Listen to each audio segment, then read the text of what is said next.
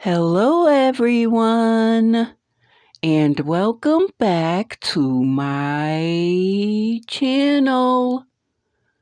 Today, I will read a book to you named Aladdin. Once upon a time, in the ancient city of Agrabah, there lived a young man named Aladdin.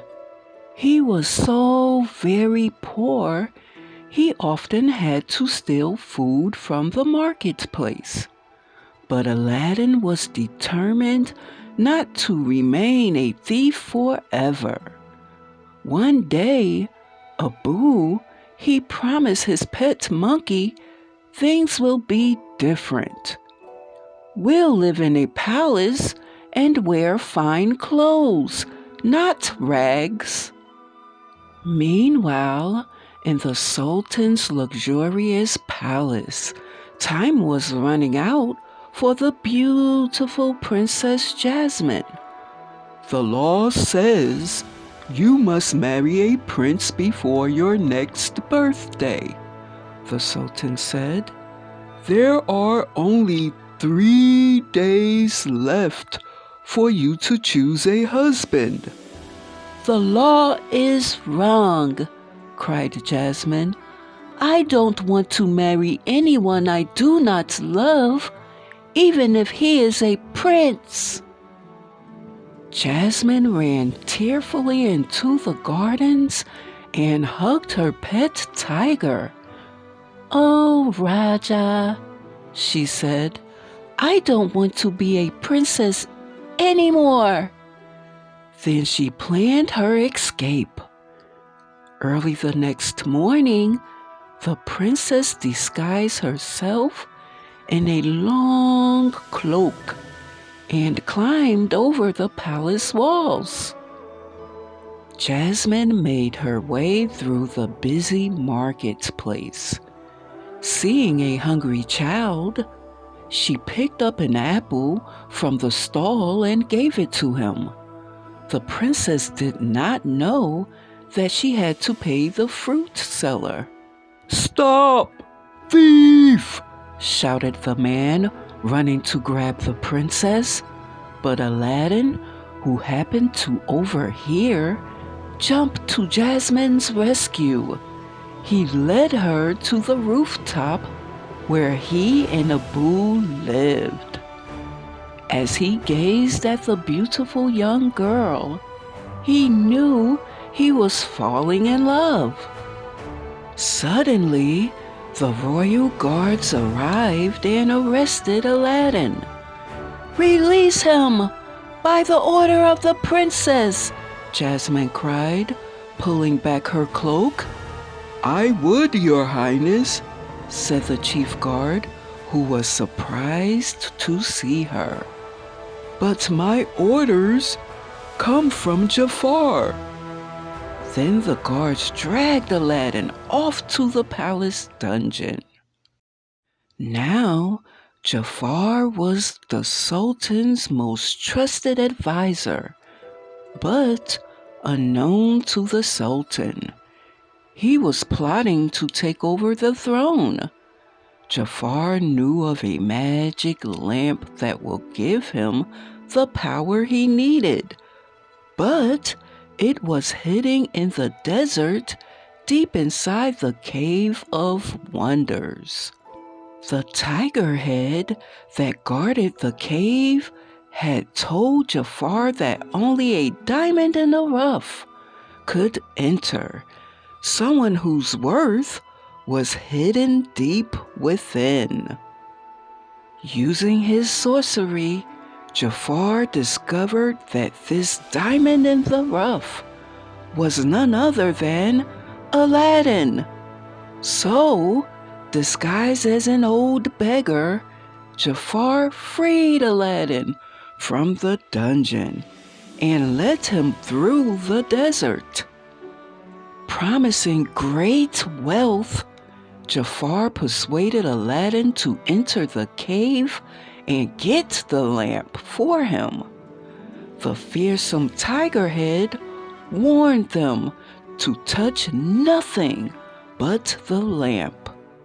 Inside the first chamber, Aladdin and Abu met a friendly magic carpet who showed them where to find the lamp. But just as Aladdin picked it up, Abu caught sight of a magnificent jewel. Forgetting the warning, Abu quickly snatched up the jewel.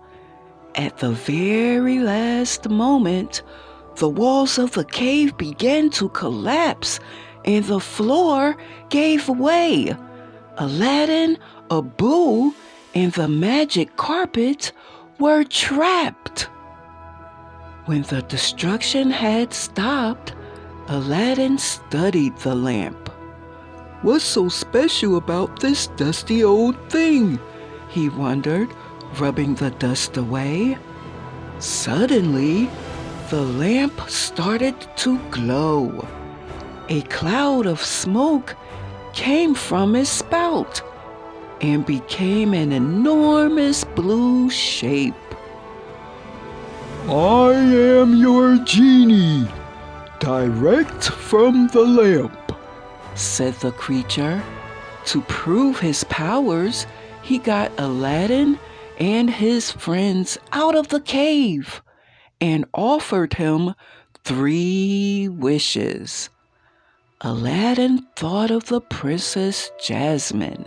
"She will never marry a poor street boy, genie," he said. "I wish to be a prince." The genie waved his hand and turned Aladdin into a prince.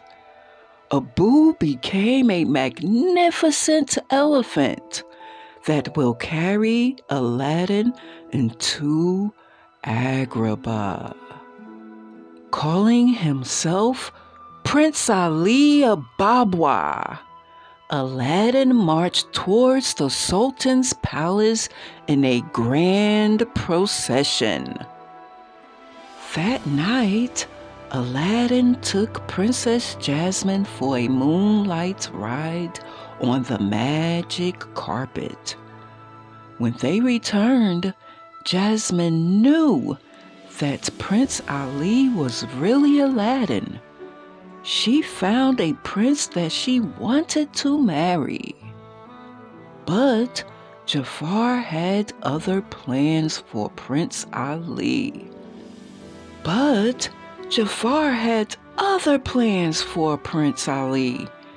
He ordered his guards to capture the prince and throw him into the sea.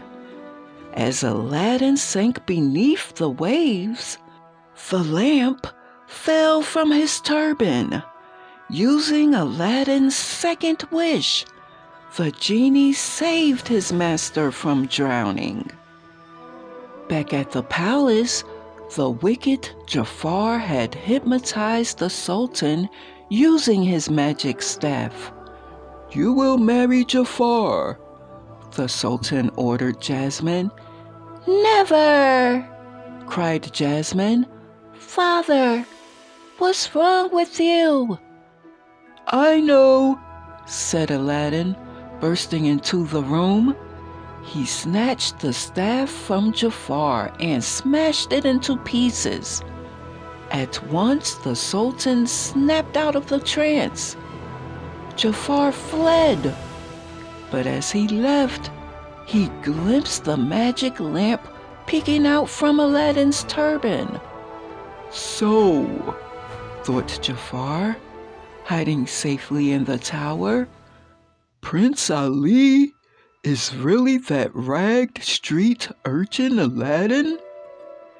And he has the lamp, but not for long." The next morning, Jafar's cunning parrot Iago flew silently into Aladdin's room and stole the lamp. "At last," Jafar cried. "I am your master now." He rubbed the lamp and watched the genie appear. Reluctantly, The genie obeyed Jafar's orders and made him sultan. Then Jafar wished to be the most powerful sorcerer in the world. Jafar sent Aladdin, Abu, and the magic carpet to the other side of the world. Then he cast a spell over the palace. He suspended Jasmine's father from the ceiling like a puppet, while Jasmine became his servant. Finally, when Aladdin returned to the palace, thanks to the magic carpet, Jafar turned his attention to him. Aladdin bravely took up a sword and challenged Jafar to a fight. In reply, the evil sorcerer conjured up a flaming wall of fire and turned himself into a huge, terrifying cobra. Jafar raised his head to strike Aladdin. "Did you think you could beat the most powerful being on earth?" he snarled. Aladdin thought quickly of a way to trick Jafar. "The genie has much more power than you," he teased.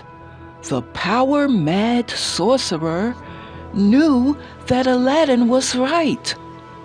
"Genie," he said, "my final wish is to be the most powerful genie of all."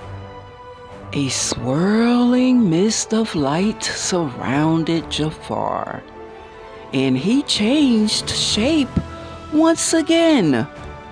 Then, to his own announcement, Jafar and Iago were sucked into a lamp. Like all genies, Jafar was now trapped forever.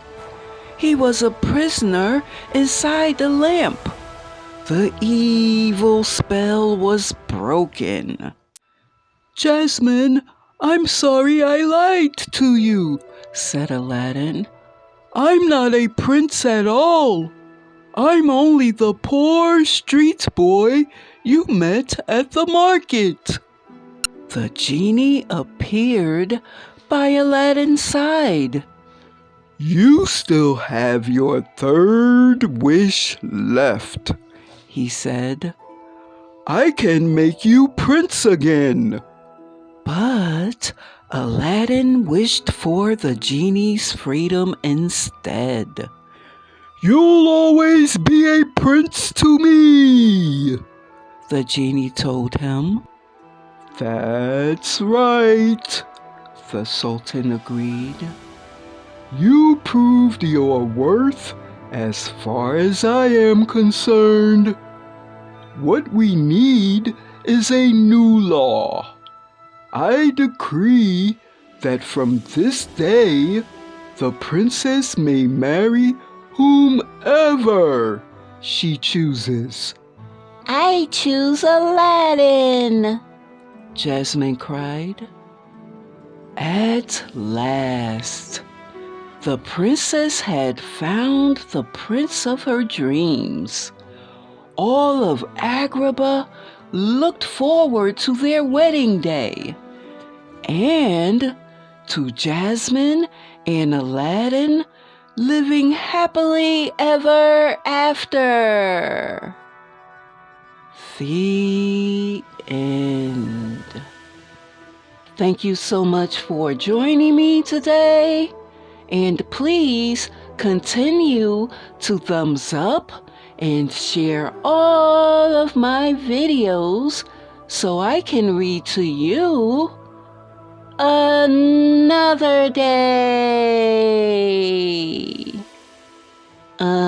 Until next time. See you soon, guys.